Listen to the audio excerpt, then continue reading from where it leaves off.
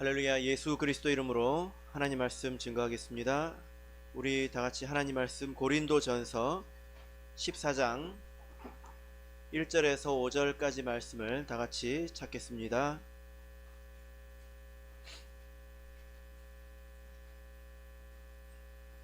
고린도전서 14장 1절에서 5절까지 말씀을 우리 같이 읽도록 하겠습니다. 고린도전서 14장 1절 시작. 사랑을 따라 구하라. 신령한 것을 사모하되 특별히 예언을 하려고 하라. 방언을 말하는 자는 사람에게 하지 아니하고 하나님께 하나니 이는 알아듣는 자가 없고 그 영으로 비밀을 말함이니라. 그러나 예언하는 자는 사람에게 말하여 덕을 세우며 권면하며 안위하는 것이요 방언을 말하는 자는 자기의 덕을 세우고 예언하는 자는 교회의 덕을 세우나니 나는 너희가 다 방언 말하기를 원하나 특별히 예언하기를 원하노라. 방언을 말하는 자가 만일 교회의 덕을 세우기 위하여 통역하지 아니하면 예언하는 자만 못하니라. 아멘. 네, 오늘 이 시간은 방언에 대하여 라는 제목으로 하나님 말씀을 증거하겠습니다. 얼마 전에 청주교회의 방언에 대해서 아주 관심이 있는 구도자가 있었습니다. 근데 이분이 어떤 이야기를 하냐면 자기가 예전에 다른 교회에서 신앙생활을 할 때 그 교회에 사찰이라고 하는 분이 있었는데요. 사찰이라고 하면 교회 건물을 관리해 주시는 그런 분을 말합니다. 그분이 자기가 중국어 방언을 받았다, 그런 이야기를 하면서 그렇게 기도를 하셨다는 거예요. 그래서 그분이 학생 시절에 너무 그게 궁금해가지고 새벽 기도하거나 뭐 이제 그럴 때에 옆에 꼭 붙어서 기도를 같이 했대요. 그러면서 뭐라고 말을 하는지, 어떻게 말을 하는지, 중국어 방언이 진짜 중국어인지 뭔지 한번 들어봤답니다. 그렇게 들어보니까 발음이 참 중국어 같대요. 어떻게 하는 것이 중국어 같은 건지 모르겠지만 중국어 같았다고 합니다. 그런데 중국어는 아닌 것 같더래요. 그리고 계속 들어보니까 이게 일정한 패턴이 또 반복되더래요. 상당히 자세히 들었죠. 네. 그러면서 그거 이상한 것이다.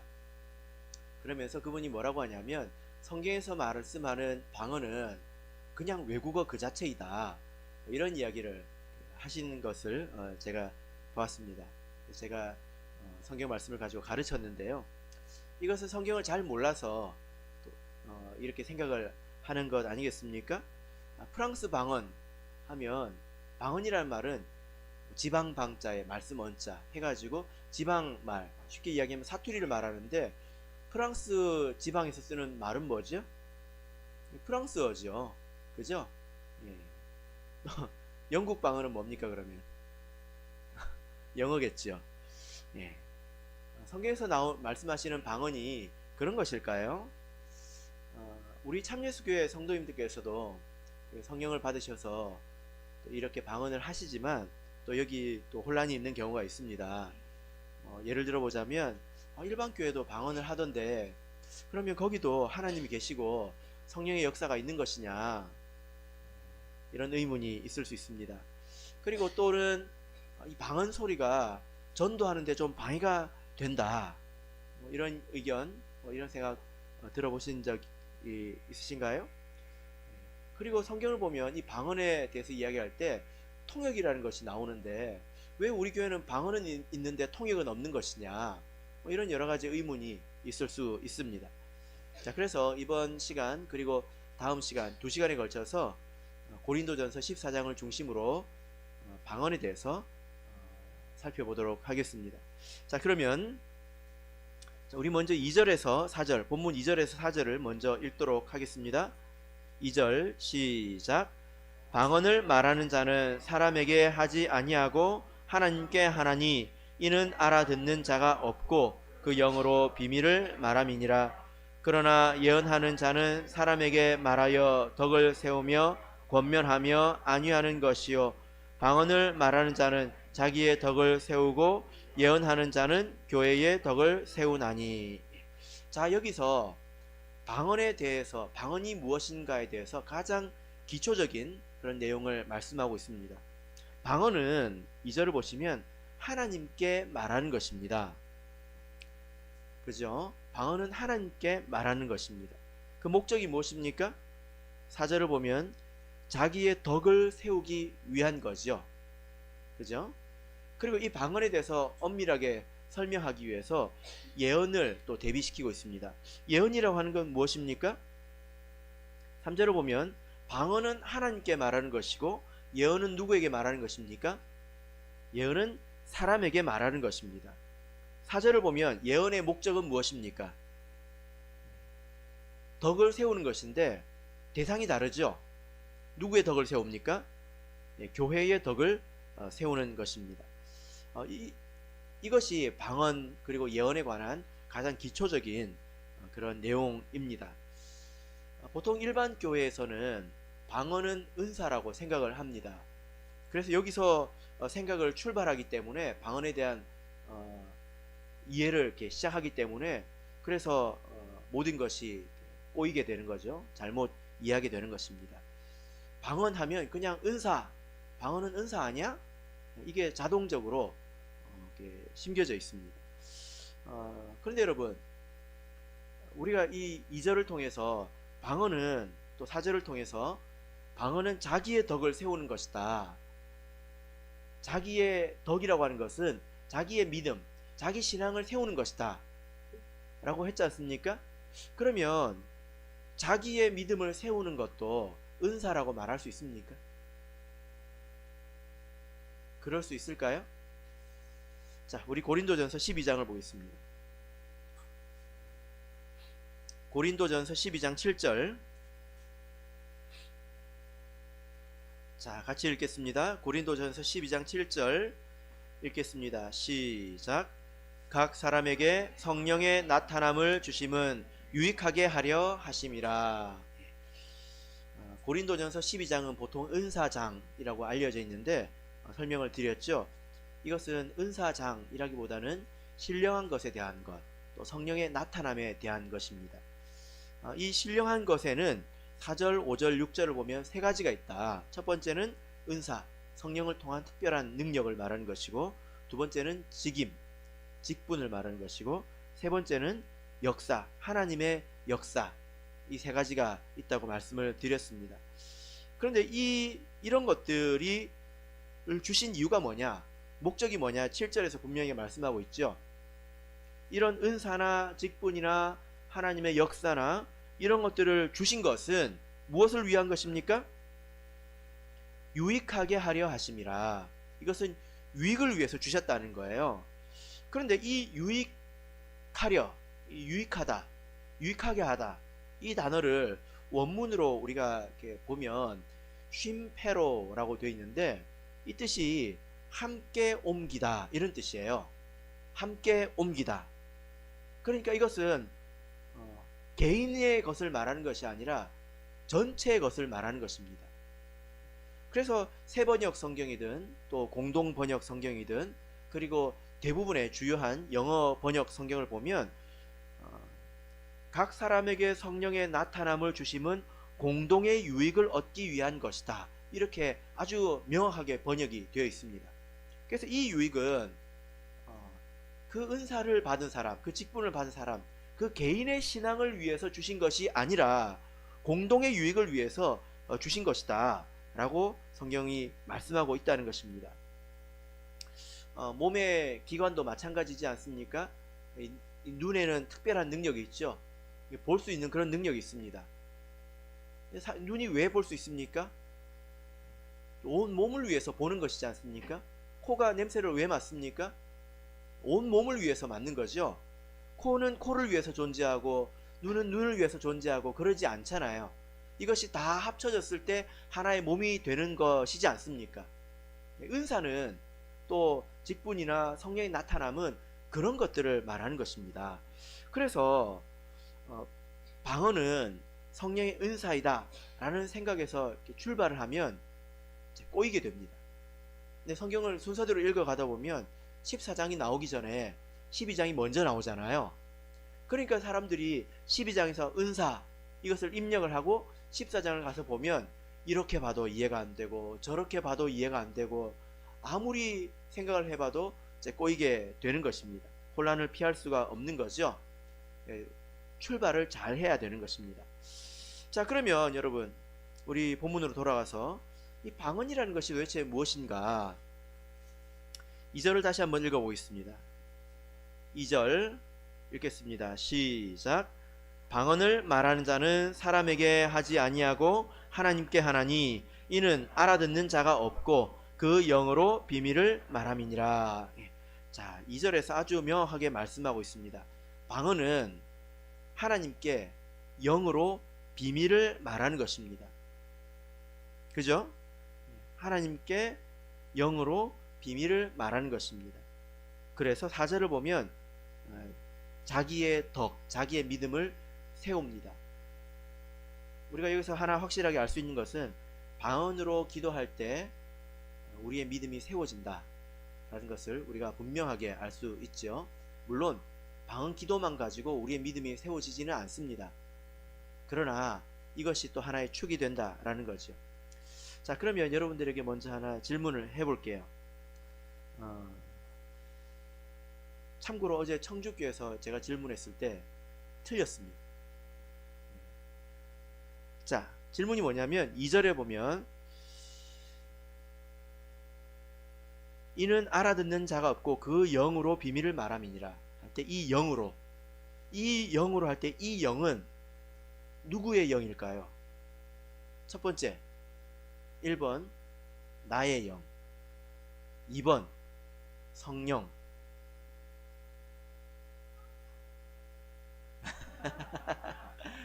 참고로 어제는 누가 틀렸습니다. 자, 누구한테 질문해 볼까요? 우리 찬우 형제 뒤에 있는 윤하자매. 두 개 중에 하나예요. 50%입니다. 1번 나의 영, 2번 성령. 1번 진짜? 1번 어제 틀렸다고 하니까 1번인 것 같아요. 예, 큰 힌트가 됐네요. 자, 14절을 보겠습니다. 14장 14절 14장 14절 자, 읽겠습니다. 시작. 내가 만일 방언으로 기도하면 나의 영이 기도하거니와 나의 마음은 열매를 맺히지 못하리라. 자, 14절을 읽으니까 아주 답이 선명하게 나와 있죠. 내가 만일 방언으로 기도하면 누가 기도합니까? 나의 영이 기도하는 것이다. 이렇게 말씀을 하고 있습니다. 원문을 보면 2절에서 그 영으로 비밀을 말함이라 할 때 그가 없습니다. 괄호를 쳐야 돼요. 그냥 영으로 비밀을 말함이니라 이렇게 되어 있습니다. 자, 14절을 보시면 방언으로 기도할 때는 나의 영이 기도하는 것이다. 근데 한 가지 또 확실하게 알 수 있는 것은 나의 영이 기도하는 것과 나의 마음이 기도하는 것은 다른 것이다. 별개의 것이다. 이것을 알 수 있죠? 그죠? 자, 그래서 15절 읽어보겠습니다. 15절 시작. 그러면 어떻게 할꼬? 내가 영으로 기도하고 또 마음으로 기도하며 내가 영으로 찬미하고 또 마음으로 찬미하리라. 자, 이 말씀을 보니까 영으로 기도하는 것과 마음으로 기도하는 것은 다르다는 거예요. 그죠? 이게 쉽게 이해가 되십니까? 우리가 이렇게 이해를 해보면 좋겠습니다.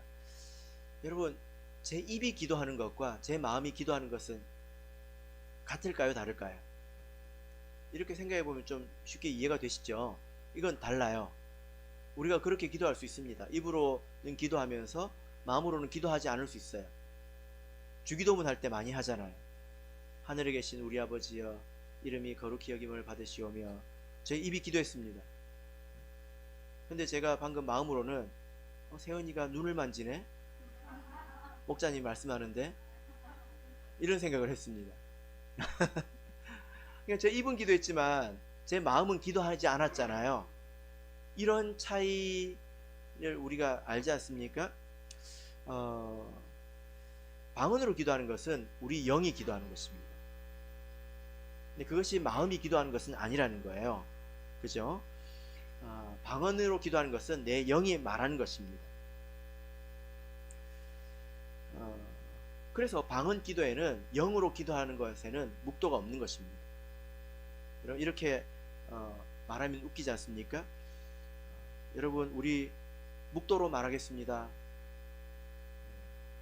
이건 말이 안 되지 않습니까? 입으로 묵도하겠습니다.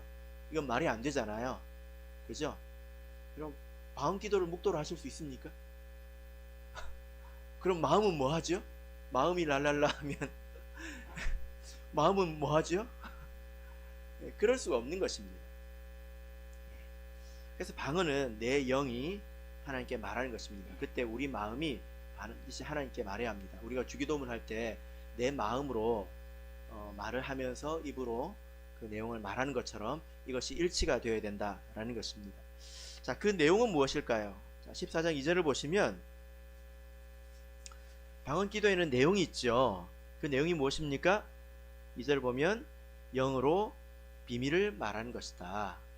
영어로 비밀을 말하는 것이다. 이 비밀은 내 마음의 비밀을 말하는 것입니다. 비밀을 함부로 말할 수 없죠. 그죠? 그런데 방언으로, 영으로 기도할 때는 비밀을 마음껏 말할 수 있습니다. 크게도 말할 수 있어요. 그 이유가 무엇입니까?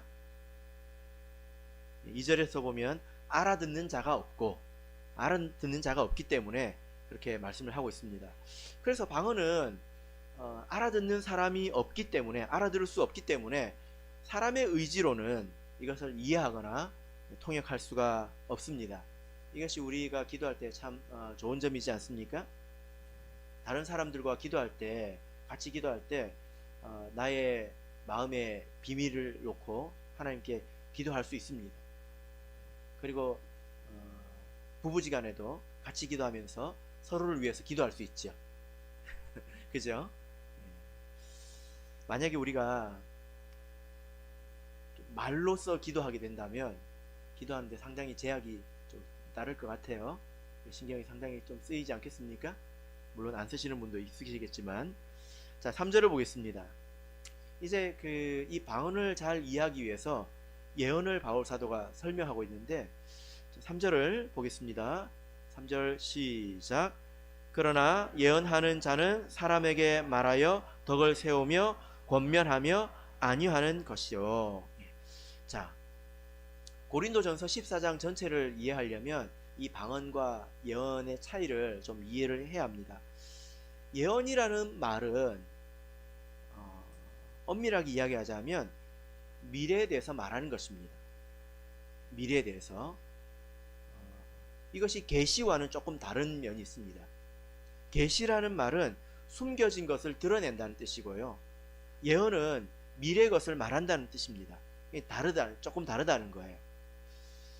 그래서 과거이든지 현재이든지 미래이든지 숨겨진 것을 드러내는 것이라면 이것은 계시입니다. 미래에 대한 계시는 예언이 되겠죠. 그죠? 만약에 우리가 기도 중에 어떤 사람이 과거에 지은 그 범죄가 드러났다. 그럼 이것은 예언이 아니라 계시라고 말을 해야 되겠죠. 그죠? 그렇습니다.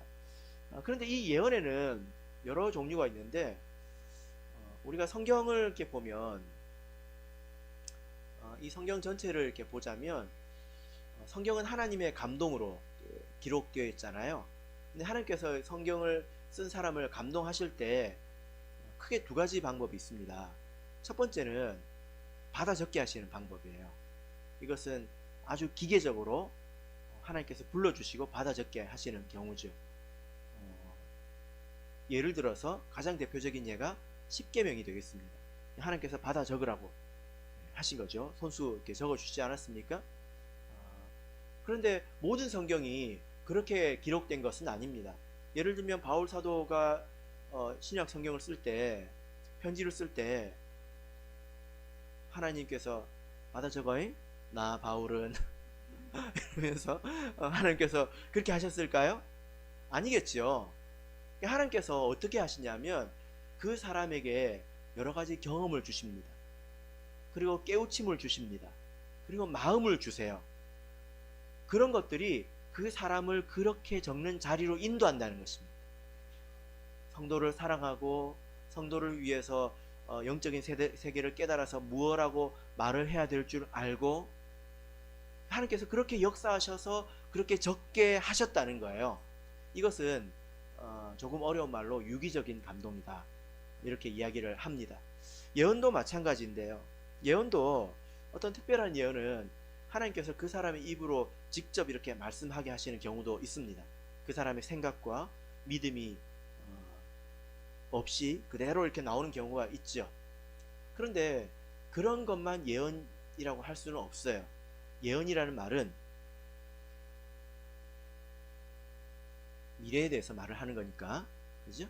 제가 예언하니까 예언이가 계속 긴장을 하는 것 같아서 예언이도 예언할 수 있어요. 예를 들면 예수님께서 다시 오십니다. 이것은 예언이죠. 그죠? 우리가 믿음으로 이 말을 할 수 있습니다. 그러니까 예언이나 계시나 공통점은 다 하나님에게서 왔다, 이런 공통점은 있죠. 또 차이점은 또 있습니다. 그래서 우리가 내가 하나님 말씀을 깨달은 것, 이것도 예언이 될 수가 있습니다. 그래서 설교도 예언일 수도 있는 거죠. 그죠? 미래에 관한 것이라면. 그러나 하나님께서 또 아주 특별히 그 사람을 통해서 직접적으로 말씀하실 수도 있습니다. 이 예언은 교회의 덕을 세우기 위해서 하는 것입니다. 하나님께 받아서 말을 하는 거죠. 자, 이제 방언과 예언에 대해서 대략적인 것을 살펴봤는데, 방언이라는 말에 대해서 먼저 좀 생각을 해보겠습니다. 방언이라는 말은 번역된 말이지 않습니까? 원문을 보면 이 원문으로 글로사라고 되어 있습니다. 글로사. 한 번쯤은 들어보셨을 텐데요. 글로사. 이 단어의 1차적인 뜻은 혀라는 뜻입니다. 1번이 혀예요, 혀. 근데 이 단어에는 언어라는 뜻도 있습니다. 그런데 우리나라 말로 이 단어를 혀라고 번역할 수는 없어요. 왜냐하면 이게 언어라는, 우리나라 말에 혀라는 뜻에는 언어라는 뜻이 없기 때문에, 그죠? 근데 영어는 가능합니다. 왜냐하면 혀를 영어로 tongue이라고 하거든요. tongue이라고 하는데 이 tongue에는 언어라는 뜻이 있어요. 그래서 모국어를 영어로 하면 mother tongue, 엄마 혀입니다. 이게 모국어예요. 그죠? 중국어 성경에서는 이 방언을 뭐라고 번역했냐면 영언이라고 번역했습니다. 영언. 이게 굉장히 적절한 번역이 아닌가. 왜냐하면 이것은 좀 해석된 것이고 좀 가미된 것이긴 하지만 이해하기는 훨씬 좋아요. 왜냐하면 이 방언이 영으로 말하는 것이기 때문에 영의 말이지 않습니까? 입술의 말이 아니고 영의 말이지 않습니까? 그러니까 이게 영언이라고 번역되는 것이 적절하다, 이렇게 보여집니다. 근데 한국어는 방언이라고 해서 오해가 되는 거예요. 프랑스 방언, 뭐 영국 방언, 이런 말이 나오는 것입니다. 사투리라는 뜻이 있기 때문에 아마도 그런 말을 하는 사람이 중국권에는 잘 없을 것 같아요. 왜냐하면 그런 영언이라고 되어 있기 때문에. 프랑스 영언을 한다, 뭐 영국 영언을 한다, 그런 말을 하지는 않을 것 같습니다. 이 방언은 알아들을 수가 없습니다. 그러면 우리가 이런 생각을 해볼 수 있죠.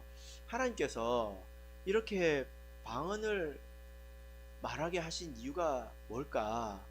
왜, 어디서 이런 방언이 나오게 되었을까? 여러분 좀 궁금하시지 않습니까? 성령을 받으면 좀 우아하게 좀 잘생겨진다거나 머리가 좀 좋아진다거나 이러면 좋을 텐데요. 이것은 인간적인 생각이죠. 자, 21절을 보겠습니다. 21절.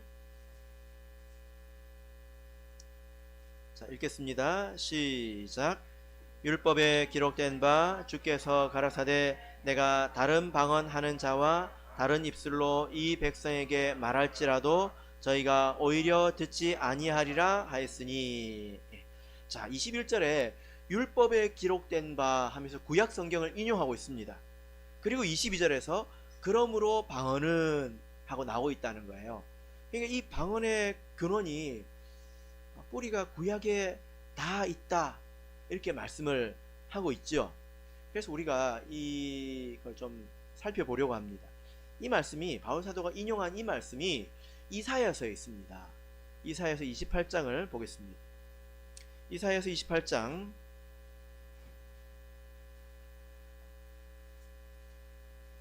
11절.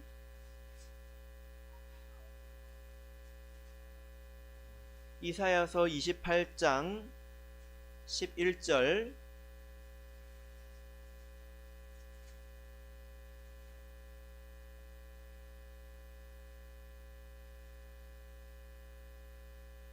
자, 같이 읽겠습니다. 시작. 그러므로 생소한 입술과 다른 방언으로 이 백성에게 말씀하시리라. 예. 바울 사도가 이 이사야서를 가지고 와서 방언에 대해서 설명하고 있다는 거예요. 여기 생소한 입술과 다른 방언으로 이 백성에게 말씀하시리라. 자, 이사야서 28장 11절이 어떤 맥락에서 이 말씀이 나왔는지 살펴보면 우리가 좀 더 분명히 이해할 수 있습니다. 9절 10절이 그 배경인데요. 9절 10절 우리 같이 읽어보겠습니다. 시작.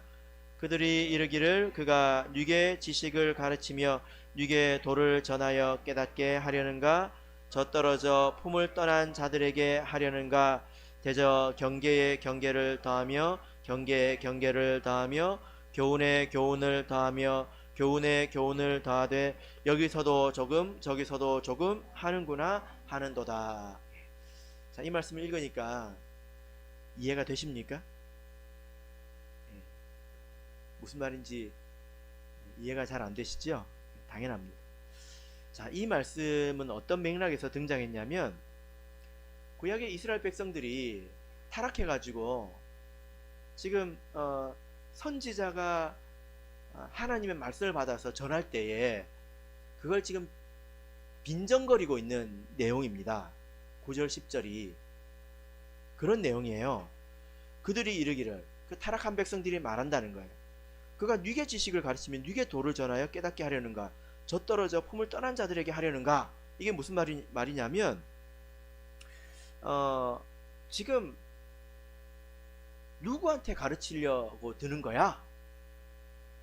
타락한 백성들이 선지자들에게 이렇게 말하는, 누구한테 가르치려고 하는 거야? 지금 누구한테 진리를 전하겠다는 거야?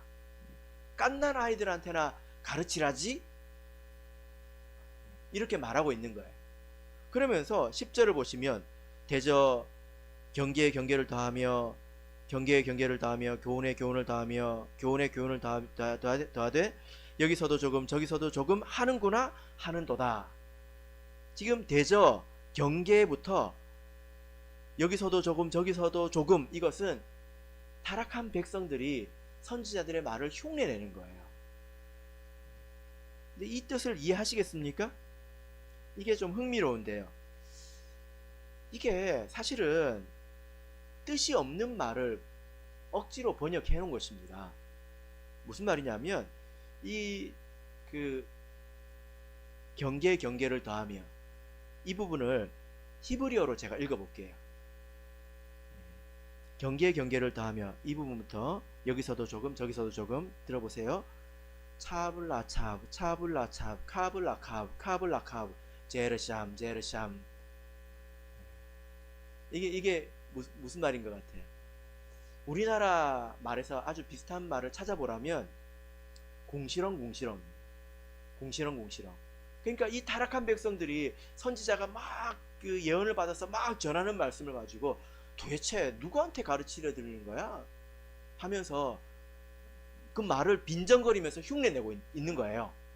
근데 그것을 어떻게 번역을 해야 되니까 비싼 단어를 가지고 번역을 하니까 지금 이렇게 나온 겁니다. 이게 사실 소리입니다. 그러니까 하나님께서 11절에서 뭐라고 말씀하십니까?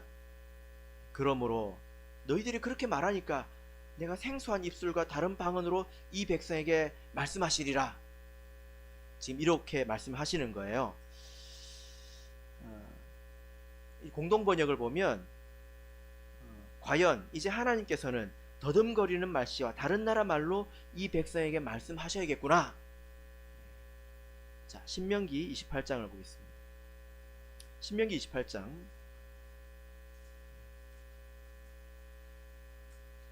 49절입니다.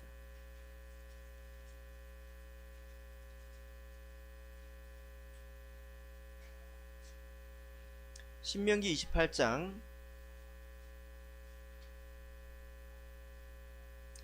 49절. 자, 읽겠습니다. 시작. 곧 여호와께서 원방에서 땅끝에서 한 민족을 독수리의 나름같이 너를 치러 오게 하시리니 이는 내가 그 언어를 알지 못하는 민족이요. 자, 이 말씀은 이스라엘 백성이 불순종할 때 받는 저주에 대해서 기록하고 있는데 말씀하시는 부분인데요. 너희들이 불순종하면 저기 원방에서 너희들이 알아듣지 못하는 말을 하는 자들이 와가지고 너희들을 칠 것이다. 이렇게 말씀을 하신 부분입니다. 이 말씀이 이사야서 28장에서 다시 인용이 되고 있는 거예요. 너희들이 선지자들의 말을 빈정거리고 비아냥거리면서 궁시렁궁시렁 하니까 정말 너희들이 알아듣지 못하는 말하는 백성들이 와서 너희들을 칠 것이다. 심판하실 것이다. 이 내용이 이사야서 28장이고요. 이 말씀을 바울 사도가 받아서 하나님께서 우리에게 이렇게 알아듣지 못하는 말을 하게 하신 것을 설명하고 있는 것입니다. 이스라엘 백성이 예수님을 부정하고 하나님을 부정했을 때 알아듣지 못하는 말을 하는 백성들이 생겨났죠. 어디입니까? 교회죠.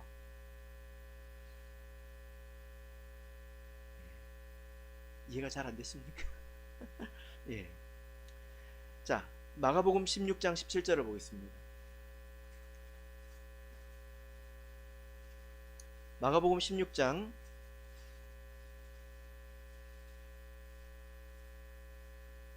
17절. 자, 읽겠습니다. 시작. 믿는 자들에게는 이런 표적이 따르리니 곧 저희가 내 이름으로 귀신을 쫓아내며 새 방언을 말하며. 믿는 자들에게는 이런 표적이 따르리니, 이 따르리니 이것은 미래형입니다. 예수님 현재 말씀하시는, 예수님을 기준으로 놓고 보자면 미래 일이라는 거예요. 그래서 예수님이 승천하시고 나서 일어난 일들을 말합니다. 그때 하나의 그 표적이 무엇이냐면 새 방언을 말하는 것입니다. 세상에 없던 새로운 언어를 말하는 거죠. 그래서 믿는 자들은 항상 새 방언을 말하게 되어 있습니다. 여러분, 영어는 새 방언입니까? 헌 방언이죠. 그죠? 그러면 프랑스어는 새 방언입니까? 아니죠. 이 새 방언은 바로 영으로서 자기의 비밀을 하나님께 말하는 것입니다. 이것이 역사적으로 가장 먼저 성취된 것이 사도행전 2장에서 오순절날 내용이죠. 사도행전 2장을 보겠습니다.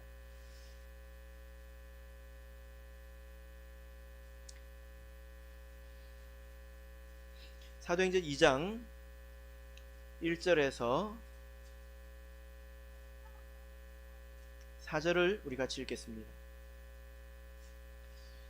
사도행전 2장 1절에서 4절 말씀을 같이 읽겠습니다. 시작. 오순절 날이 이미 이름에 저희가 다같이 한 곳에 모였더니 호련히 하늘로부터 급하고 강한 바람 같은 소리가 있어 저희 앉은 온 집에 가득하며 불의 혀같이 갈라지는 것이 각 사람 위에 임하여 있더니 저희가 다 성령의 충만함을 받고 성령이 말하게 하심을 따라 다른 방언으로 말하기를 시작하니라.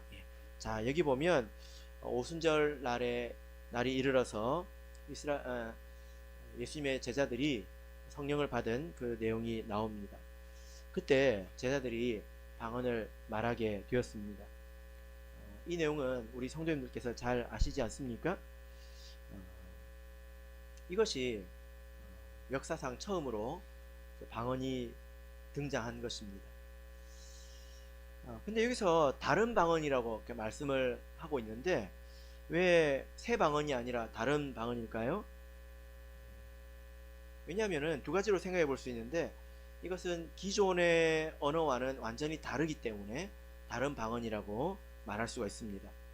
그리고 또 우리는 사실 다 방언이 다릅니다. 그렇지 않습니까? 그래서 우리 성도님들은 생활을 하다 보면 기도 소리만 들어도 누구인지 알잖아요. 그죠? 그래서 우리가 다 다른 방언을 말합니다. 그래서 다 다른 방언을 말한다고 해도 이상한 것이 아닙니다. 2장 오순절 날에 있었던 내용에 대해서는 여러분들께서 여러 번 설명을 이렇게 들으셨을 거예요. 이렇게 다락방에서 120명이 성령을 받아서 충만을 기도할 때 밖에서 그 방언 소리를 알아듣는 사람들이 있지 않았습니까? 그리고 못 알아듣는 사람, 그래서 세술에 취했다 이렇게 말하는 사람들이 또 있었잖아요. 그죠? 근데 이 장에서 조금 어려운 문제는 사실 우리가 그렇게 알고 이 장을 이렇게 들어가 보면 해석이 잘 안 되는 면이 있습니다. 그 부분을 좀 설명을 드리고 마치려고 하는데요.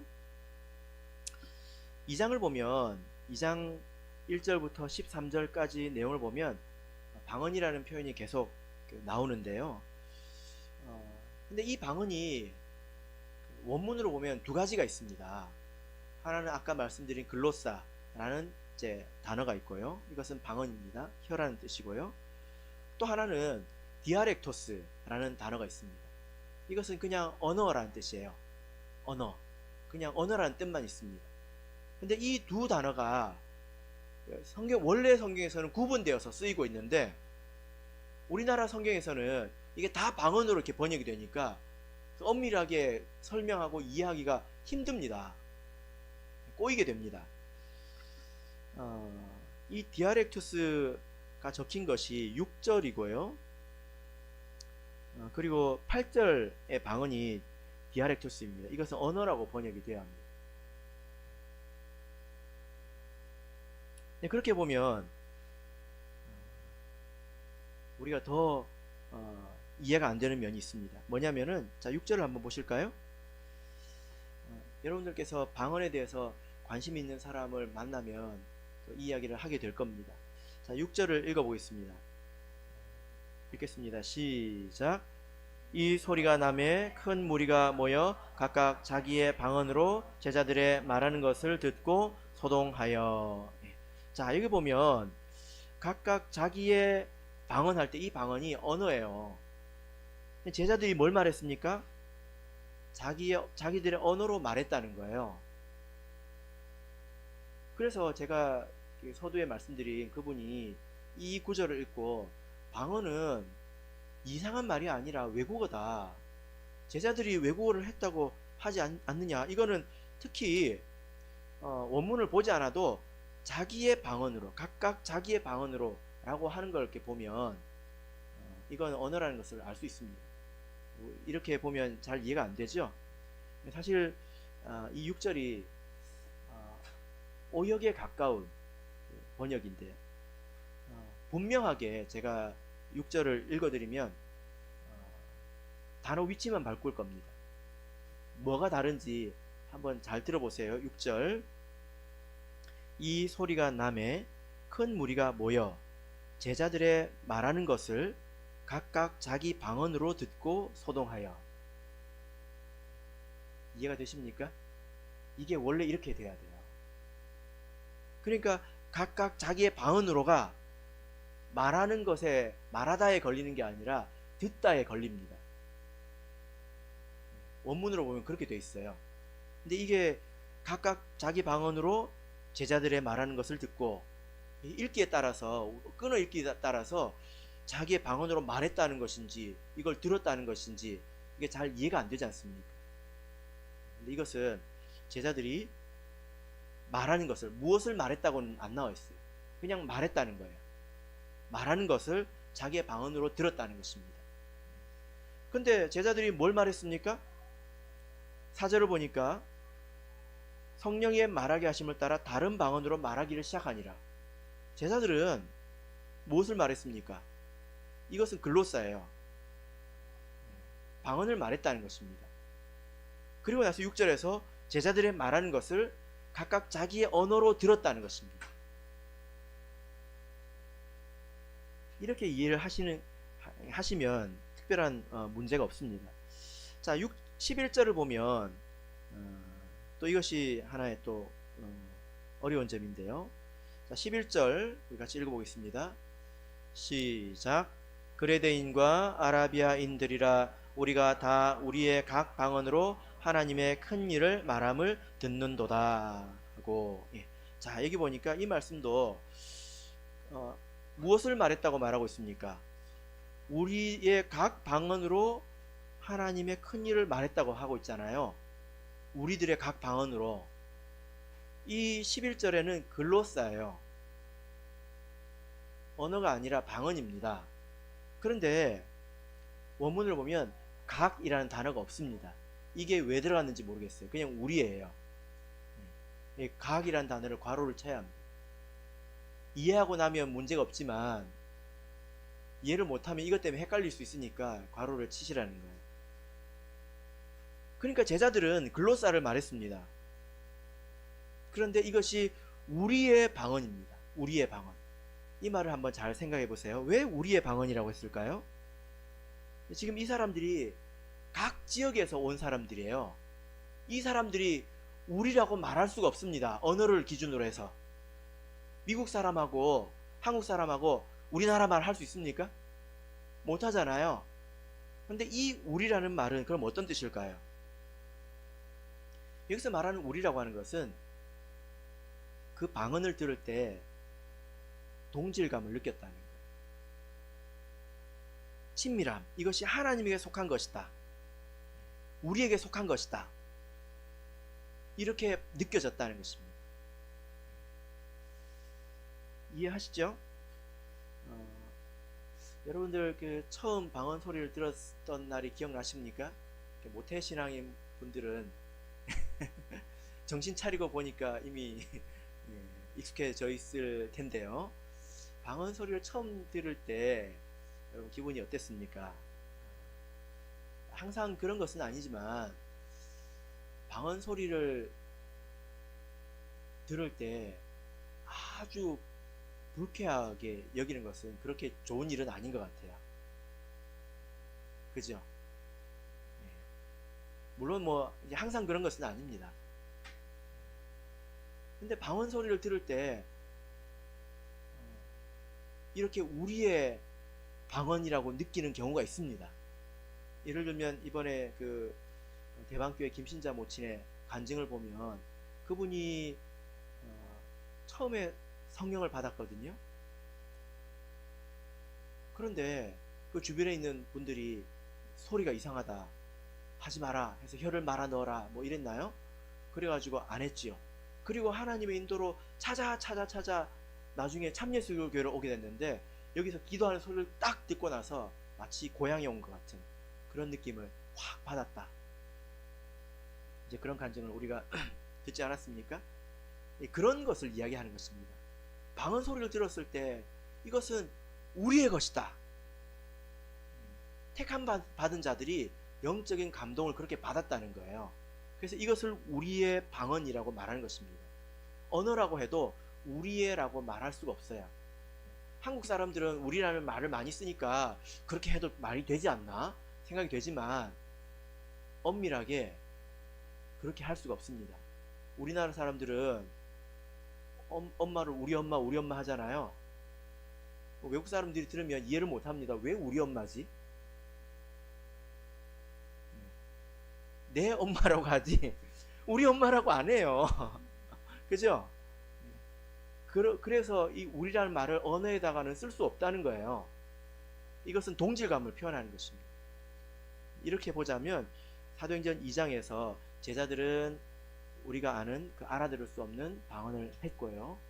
하나님의 어떤 능력으로 이것이 택함 받은 자들에게 각각 자기 말로 들렸다는 것입니다. 이렇게 이해하시면 되겠습니다. 방언에 대해서 나머지 내용은 다음 시간에 말씀을 드리겠습니다. 바로기는 우리 모든 성도님들께서 이 방언에 대해서 잘 아셔서 바로 사용하시고 또 혼란이 없으시기를 진심으로 바랍니다. 우리 다 같이 찬송하겠습니다.